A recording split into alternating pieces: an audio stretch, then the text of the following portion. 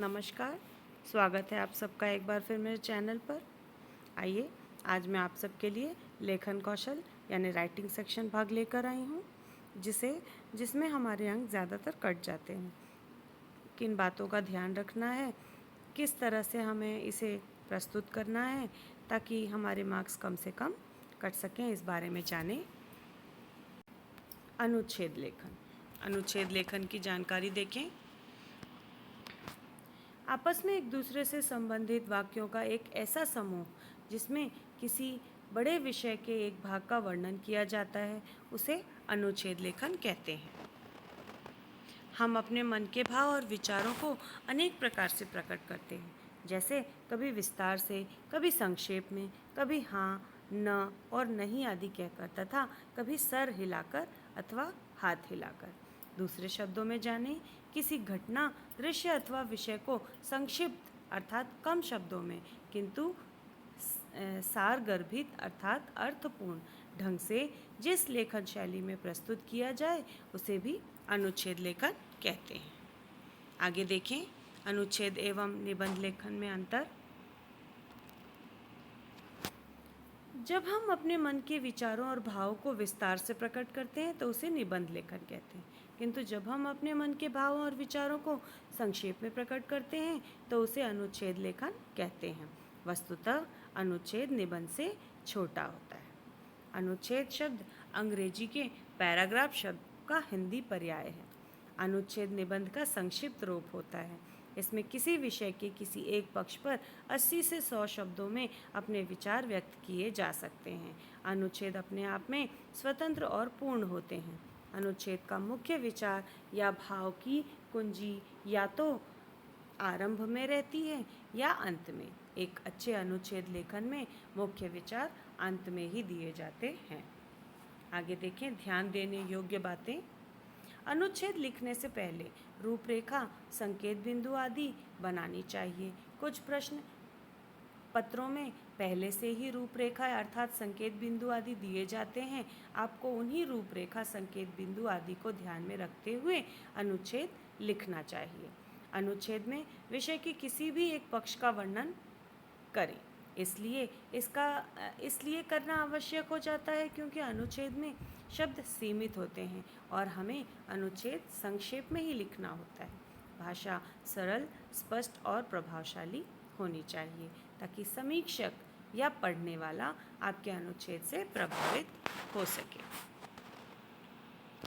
एक ही बात को बार बार न दोहराएं, क्योंकि एक ही बात को बार बार दोहराने से आप अपने अनुच्छेद को दिए गए सीमित शब्दों में पूरा नहीं कर पाएंगे और अपने संदेश को लोगों तक नहीं पहुंचा पाएंगे। अनावश्यक विस्तार से बचें, लेकिन विषय से न हटें।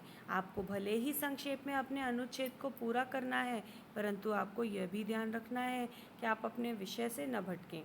शब्द सीमा को ध्यान में रखकर ही अनुच्छेद लिखें। ऐसा करने से आप अपने अनुच्छेद में ज़्यादा से ज़्यादा महत्वपूर्ण बात लिखने की ओर ध्यान दे पाएंगे। पूरे अनुच्छेद में एक रूपता होनी चाहिए। ऐसा नहीं होना चाहिए कि कहीं कोई बात विषय से अलग कर लगे और पढ़ने वाले का ध्यान विषय से भटक जाए। विषय से संबंधित चुक्ति अथवा कविता की पंक्तियों का प्रयोग भी किया जा सकता है। इससे आपका अनुच्छेद और भी अधिक प्रभावशाली व रोचक लगेगा। अनुच्छेद के अंत में निष्कर्ष समझ में आ जाना चाहिए, यानी विषय समझ में आ जाना चाहिए। अनुच्छेद की विशेषताएं जानें। अनुच्छेद किसी भी एक भाव या विचार तथा तथ्य को एक बार एक ही स्थान पर व्यक्त करता है। इसमें अन्य विचार नहीं रहते। अनुच्छेद के वाक्य समूह में उद्देश्य की एकता रहती है। अप्रासंगिक बातों अर्थात विषय से अलग बातों को हटा दिया जाता है। केवल बहुत अधिक महत्वपूर्ण बातों को ही अनुच्छेद में रखा जाता है। अनुच्छेद के सभी वाक्य एक दूसरे से गठित और संबंध होते हैं। वाक्य छोटे तथा एक दूसरे से जुड़े होते हैं। अनुच्छेद एक स्वतंत्र और पूर्ण रचना है जिसका कोई भी वाक्य अनावश्यक नहीं होता। उच्च कोटि के अनुच्छेद लेखन में विचारों को भी इस क्रम में रखा जाता है कि उनका आरंभ, मध्य और अंत आसानी से व्यक्त हो जाए और किसी को भी समझने में कोई परेशानी न हो। अनुच्छेद सामान्यतः छोटा होता है किंतु इसकी लघुता या विस्तार विषय वस्तु पर निर्भर करता है। लेखन के संकेत बिंदु के आधार पर विषय का क्रम तैयार करना चाहिए। अनुच्छेद की भाषा सरल और स्पष्ट होनी चाहिए। इस बात का ध्यान पूर्णतः रखा जाए। कुछ उदाहरण देख लें। समय किसी के लिए नहीं रुकता, समय निरंतर बीतता रहता है। आप मेरी वीडियो रोककर इस तरह से आप देख लीजिएगा। जो व्यक्ति अपने समय के मोल को पहचान लेता है वह अपने जीवन की सफलता प्राप्त कर लेता है। समय बीत जाने पर किए गए कार्य का कोई फल प्राप्त नहीं होता। पश्चाताप के अतिरिक्त कुछ हाथ भी नहीं आता। जो विद्यार्थी सुबह समय पर उठता है, अपने दैनिक कार्य समय पर करता है तथा समय पर सोता है, वही आगे चलकर सफल व उन्नत व्यक्ति बन पाता है। जो व्यक्ति आलस में आकर समय गंवा देता है, उसका भविष्य अंधकारमय हो जाता है। संत कवि कबीरदास जी ने अपने दोहे में भी कहा है कि काल करे सो आज कर, आज करे सो अब, पल में पर लय होएगी तो बहुरी करेगा कब। समय का एक एक पल बहुत मूल्यवान है और बीता हुआ पल वापस नहीं लौट आता। इसलिए समय का महत्व पहचान कर प्रत्येक विद्यार्थी को नियमित रूप से अध्ययन करते रहना चाहिए। अपने लक्ष्य की प्राप्ति करनी चाहिए।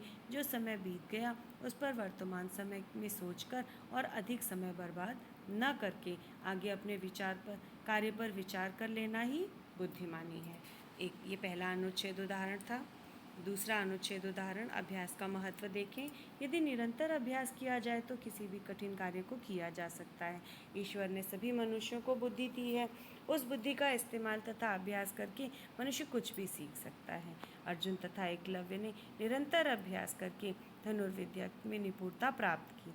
उसी प्रकार वरदराज ने भी जो कि एक मंदबुद्धि बालक था, निरंतर अभ्यास द्वारा विद्या प्राप्त की और ग्रंथों की रचना की।